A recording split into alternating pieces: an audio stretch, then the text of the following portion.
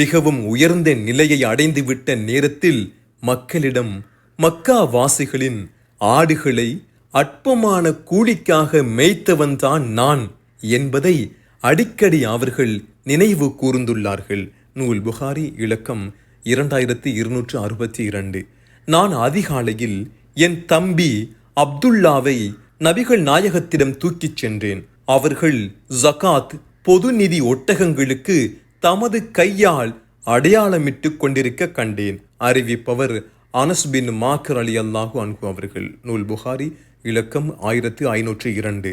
பொது நிதிக்கு செலுத்தப்பட்ட ஒட்டகங்கள் மற்றவர்களின் ஒட்டகங்களுடன் கலந்து விடாமல் இருப்பதற்காக அவற்றுக்கு தனி அடையாளமிடும் வழக்கத்தை நபிகள் நாயகம் ஸல்லல்லாஹு அலைஹி வஸல்லம் அவர்கள் மேற்கொண்டிருந்தார்கள்.